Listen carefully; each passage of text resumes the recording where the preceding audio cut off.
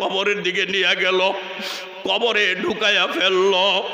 উরওয়া ইবনে জুবায়ের বলে, আমি এখান থেকে ভীত সন্ত্রস্ত হয়ে চলে গেলাম। আমার মাথার চুলগুলি ছিল কালো কুচকুচে। সকালবেলা ঘুম থেকে জেগে দেখি আমার মাথার চুলগুলি সাদা ধবধবা হয়ে গেছে। এতটাই আমি ভীত হয়েছি, এতটাই আমি সন্ত্রস্ত হয়েছি। যোগটা ছিল হযরত উসমান গনি রাদিয়াল্লাহু আনহুর খেলাফতের যোগ।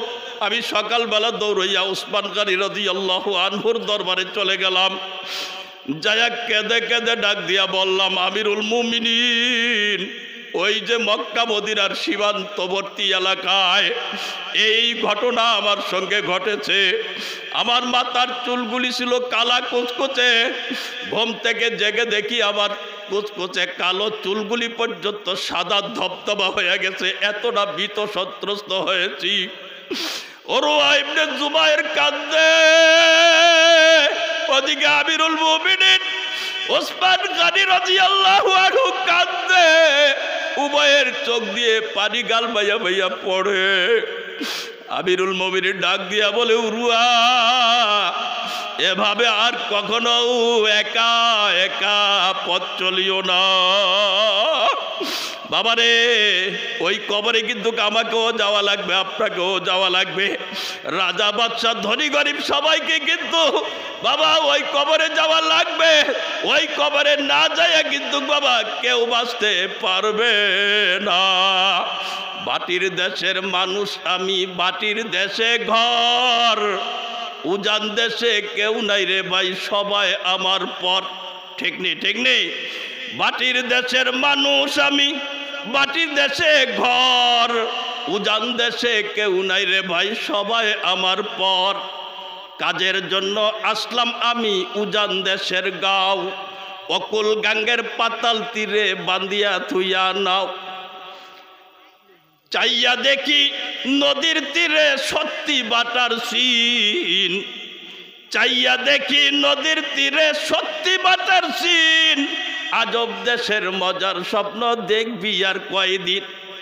নায়ের মাঝি ডাক দিয়া বলে, ওরে বাটির সাও, জুয়ার এবার বাটা ধরছে, সাইরা দিমু নাও। চাইয়া দেখি নদীর তীরে সত্যি বাটার সিন, আজব দেশের মজার স্বপ্ন দেখবি আর কয়দিন।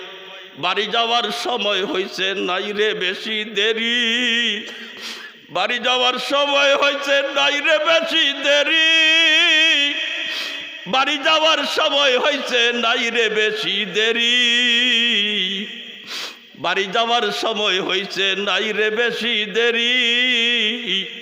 আল্লাহ, ও যুবক বাবারা, বুড়া বাবারা, পর্দার আড়ালে যুবতী আম্মুজিরা, সাবধান হইয়া যায়, সাবধান হইয়া যায়। ওই কবরটার কথা স্মরণে রাখি, আর এই কবরের কথা স্মরণ করে করে কোরআনকে বুকে ধারণ করার চেষ্টা করি। সিদ্দিক আলী ক্যাডেট মাদ্রাসায় নিজের একটা ছেলেকে একটা মেয়েকে দিয়া সাহায্য করি, অর্থ দিয়া সাহায্য করি, পরামর্শ দিয়া সাহায্য করি। হতে পারে কাল কিয়ামতের ময়দানে এই সিদ্দিক আলী ক্যাডেট মাদ্রাসা আপনার আমার জন্য নাজাতের জরিয়া হইয়া যাইবে। ঠিক কি ঠিক না? এই কালাম কোনো মানব রচিত কালাম নয় মুহাম্মদ, এই কালাম আল্লাহ পাকের নাযিলকৃত কালাম। এই বিশ্বাস, এই ইয়াকিন আমার হয়ে গেছে। ইমানের নূর, এই কালেমার নূর, কোরআনের নূর আমার অন্তরে প্রবেশ করে ফেলেছে। মুহাম্মদ, আমাকে কলেমা পড়ায়া মুসলমান বানায়া দাও। লা ইলাহা ইল্লাল্লাহ মুহাম্মাদুর রাসূলুল্লাহ সাল্লাল্লাহু আলাইহি ওয়াসাল্লাম। এই হচ্ছে মানব সভ্যতার ইতিহাসে সর্বশ্রেষ্ঠ মহাগ্রন্থ আল কুরআন। এটা এমন এক কুরআন যে কোনো পাষণ হৃদয়ের লোক এই কোরআনের সংস্পর্শে আসবে, তাকেই আকর্ষণ করে ফেলবে। ঠিক কি ঠিক না? ইস্ট ইন্ডিয়া কোম্পানি একটা প্ল্যান নিয়ে এদেশে ভারতবর্ষে প্রবেশ করে, আপনারা ইতিহাস জানেন। এই প্ল্যানটা ছিল তাদের এরকম যে এই মানব সভ্যতার ইতিহাসে যেই কোরআন সর্বশ্রেষ্ঠ গ্রন্থ, মহাগ্রন্থ আল কোরআন, এই কোরআনকে খতম করে দিতে হবে। কিন্তু কিভাবে খতম করবে? তারা একটা পরিকল্পনা হাতে নিয়েছে যে কোরআন কিনবে, লোক নিয়োগ করবে, বেতন ভাতা দিবে, আর কোরআন কিনবে, জ্বালাইবে, আর ছাইগুলি নিয়ে নদীতে ফেলাইবে। নাউজুবিল্লাহ কোন এই পরিকল্পনা হাতে নিয়ে মাসে মাসে বেতন বোনাস পায়, রেশন পায়, আর কোরআনের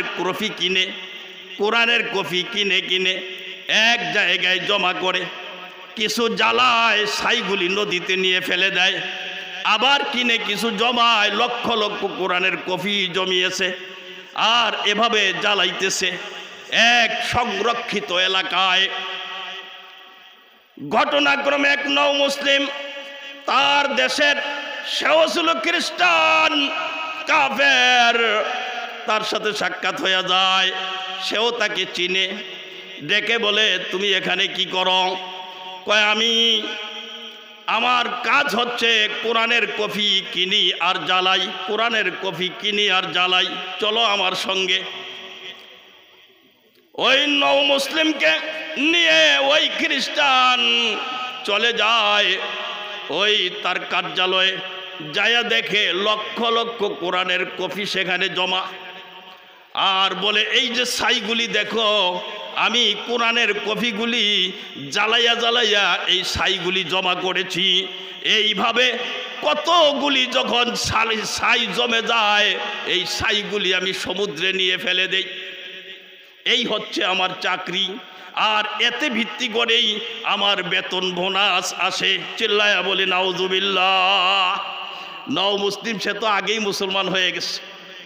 এবার সে ডেকে বলে আচ্ছা ঠিক আছে, তুমি যেই কোরআন হাঁটতে পারে না, চলতে পারে না, কথা বলতে পারে না, হ্যাঁ, দৌড়াইতে পারে না, এই কোরআনকে তুমি জ্বালাইলা, পোড়াইলা, ছাই করলা, সমুদ্রে ফালাইয়া দিলা, কিন্তু যেই কোরআন হাঁটতে পারে, চলতে পারে, দৌড়াইতে পারে, ওই কোরআনকে কিভাবে ধ্বংস করবা? কি মারাত্মক প্রশ্ন, ঠিক কি ঠিক না? যেই কোরআন চলতে পারে, হাঁটতে পারে, যেই কোরআন দৌড়াইতে পারে, এমন কোরআনকে তুমি কিভাবে জ্বালাইবা? ওই কাফের ডেকে বলে সেটা কেমন কোরআন? কয় চলো আমার সাথে, আমি তোমাকে দেখাইয়া দেব। দিল্লি শাহী মসজিদের পাশে তখনও ছিল ওই হেফজখানা, এখনো আছে, ইনশাল্লাহ আগামীতেও থাকবে, ঠিক কি ঠিক না? ওই হেফজখানায় যায়া ওই হেফজ বিভাগের একজন উস্তাদকে ডেকে বলে, উস্তাদজি, ছোট্ট একজন হাফিজে কোরআন, যে সর্বকনিষ্ঠ এমন একজন হাফিজে কোরআন দেন, যে ফার্স্ট লাস্ট আমাদেরকে তেলাওয়াত করিয়া শোনাইতে পারে, এমন একজন হাফিজে কোরআন আমাদেরকে দেন। চিল্লায় বলি সুবহানাল্লাহ। যেই কথা সেই কাজ।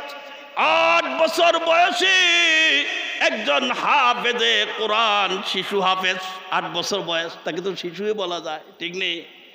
আমাদের দেশে 6 বছর বয়সে হাফেজে কোরআন, আমাদের দেশে 5 বছর বয়সে হাফেজে কোরআন, আমাদের দেশে 7 বছর বয়সে হাফেজে কোরআন, আমাদের দেশে 6 মাসে কোরআন হেফজ করে, আমাদের দেশে 1 বছরে কোরআনে কারিম হেফজ করে। আমার ছোট্ট ছেলে 8 মাসে কোরআন শরীফ হেফজ করেছে। চিল্লায় বলি সুবহানাল্লাহ। এখন মাদানী নেসাবে আজমপুর দারুল উলুমে পড়তেছে। ওই 8 বছর বয়সী হাফেজে কোরআন উস্তাদজি তাদেরকে দিয়া দিল, কি করতে চান করেন। ওই হাফেজে কোরআনকে বলল, বাবা তুমি কোরআনে কারিমের শুরু থেকে আমাদেরকে তেলাওয়াত করিয়া শোনাইবা, পারবানি? হ্যাঁ পারবো ইনশাআল্লাহ। যেই কথা সেই কাজ। ওই 8 বছর বয়সী হাফেজে কোরআন সূরায়ে ফাতিহা থেকে শুরু করে সূরায়ে বাকারা, সূরায়ে আলে ইমরান, সূরায়ে নিসা, সূরায়ে মাইদা, আনআম, আরাফ, আনফাল, তওবা, ইউনুস। এইভাবে তেলাওয়াত করতে করতে করতে এক বসায় 15 পারা পর্যন্ত তেলাওয়াত করে ফেলেছে। ওই নও মুসলিম আর ওই কাফেরটা মনোযোগ দিয়ে এই তেলাওয়াত শুনেই যাচ্ছে। 15 পারা তেলাওয়াত হয়ে যাওয়ার পর ওযু ইস্তেঞ্জার প্রয়োজন দেখা দিয়েছে। ওযু ইস্তেঞ্জা সেরে নিয়ে হালকা কিছু খাবার গ্রহণ করে আবার বাকি 15 পারা 16 পারার থেকে শুরু করে দিয়েছে।